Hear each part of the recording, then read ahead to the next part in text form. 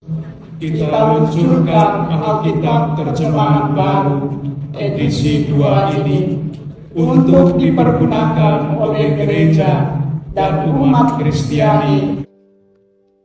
Kalau kita belum bertemu dengan kata ganja, bagi yang mengaku tidak pernah ketemu kata ganja di dalam Alkitab, itu tandanya belum pernah baca Alkitab secara tuntas.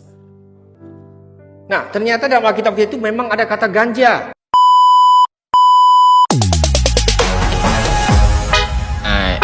Ini parah nih.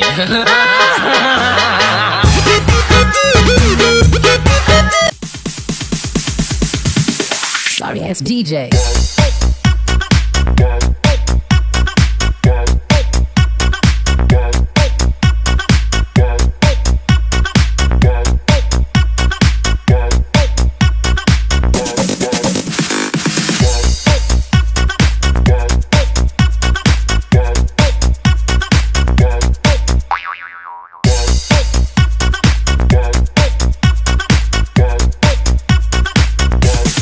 You can get some.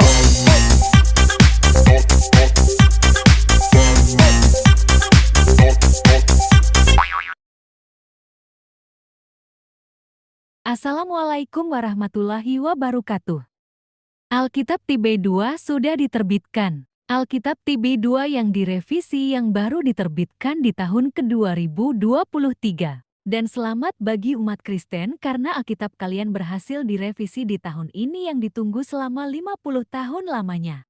Dan ternyata ada nama ganja di dalam Alkitab, dan kita semak dulu video berikut ini. Bapa, Putra, dan Roh Kudus, kita luncurkan Alkitab terjemahan baru edisi 2 ini untuk dipergunakan oleh gereja dan umat Kristiani di seluruh Nusantara.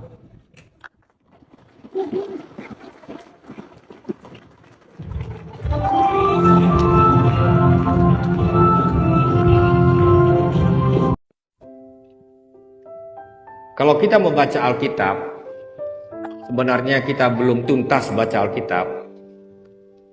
Kalau kita belum bertemu dengan kata ganja, bagi yang mengaku tidak pernah ketemu kata ganja di dalam Alkitab, itu tandanya belum pernah baca Alkitab secara tuntas.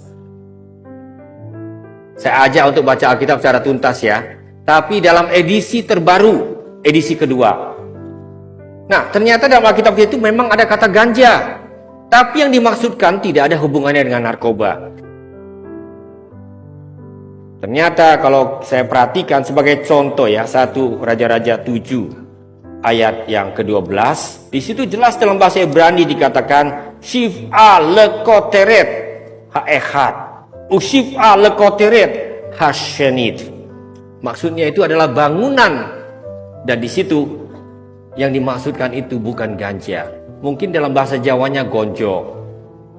Maklum, saya nggak tahu bahasa Jawa.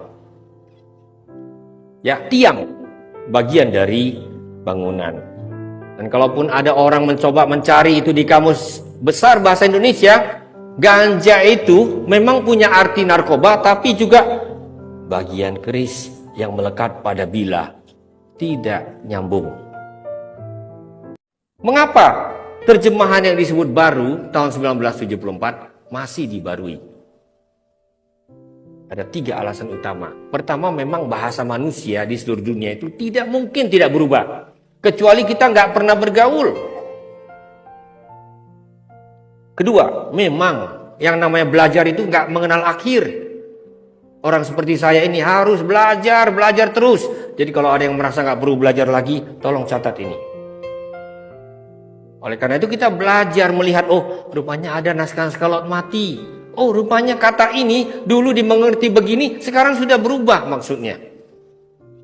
Lalu tentu ada kajian mengenai makna Alkitab, atau dalam bahasa teknisnya disebut dengan eksegese. Jadi tim penerjemah, pengkhotbah, pengajar kitab suci, semuanya diharapkan bukannya memasukkan ide ke dalam teks, tapi menggali apa yang dimaksudkan oleh teks. Itu namanya kita menghormati firman Tuhan, pesan Tuhan. Kalau tidak, Alkitab ini kita pakai suka-suka. Lalu tentu yang namanya ilmu penerjemahan pun tidak statis. Berubah, berkembang. Bahkan saya pelajari bahwa ternyata ilmu penerjemahan Alkitab itu mempengaruhi perkembangan ilmu yang disebut dengan translation studies. Ilmu tentang penerjemahan yang bukan Alkitab. Inilah bukti ayat surah Al-Baqarah ayat 78 dan ke-88. Maka celakalah orang-orang yang menulis kitab dengan tangan mereka sendiri, kemudian berkata, ini dari Allah, dengan maksud untuk menjualnya dengan harga murah. Maka celakalah mereka, karena tulisan tangan mereka, dan celakalah mereka karena apa yang mereka perbuat.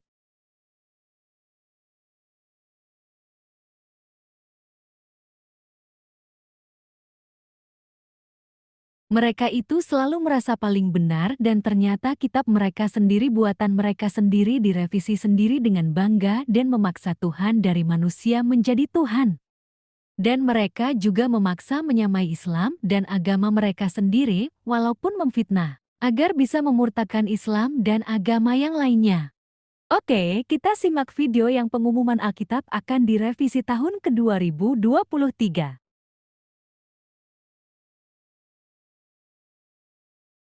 Yang memberi kesempatan bagi Lembaga Alkitab Indonesia dalam beberapa menit ke depan ini untuk sedikit bercerita tentang Alkitab yang tahun depan akan diterbitkan.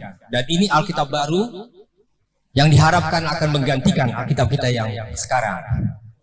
Tentu kalau bicara mengganti Alkitab ini bukanlah masalah sederhana.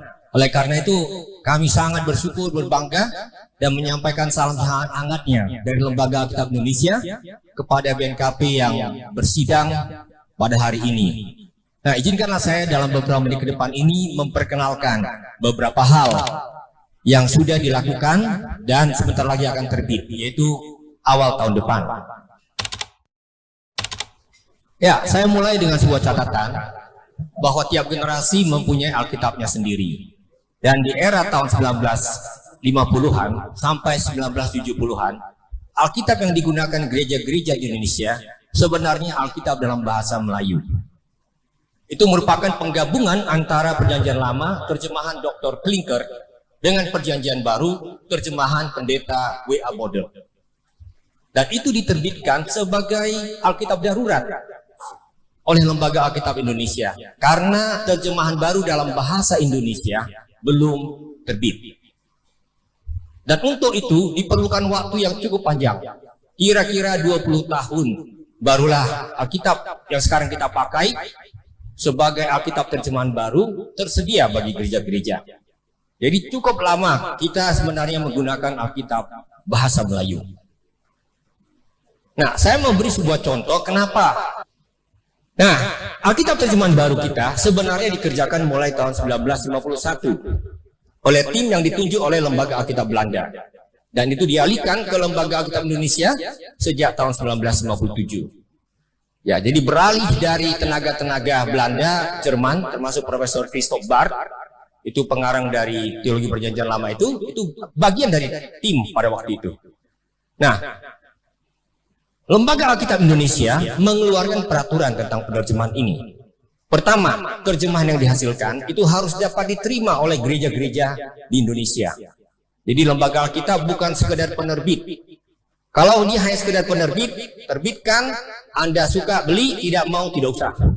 Tetapi karena ini adalah kitab suci gereja-gereja, maka kita sungguh-sungguh mengupayakan supaya terjemahan ini mendapat pengakuan bukan saja oleh gereja-gereja Protestan, tapi juga oleh gereja Katolik.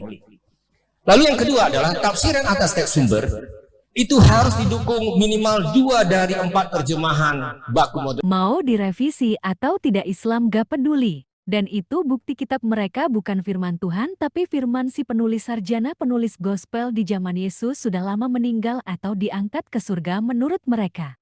Biarkan saja. Itu kitab mereka dan kita harus waspadai mereka, supaya pemurtadan mereka dari Islam ke Kristen itu gagal. Oke, kita sudahi konten ini, dan kita lanjutkan konten berikutnya. Assalamualaikum warahmatullahi wabarakatuh.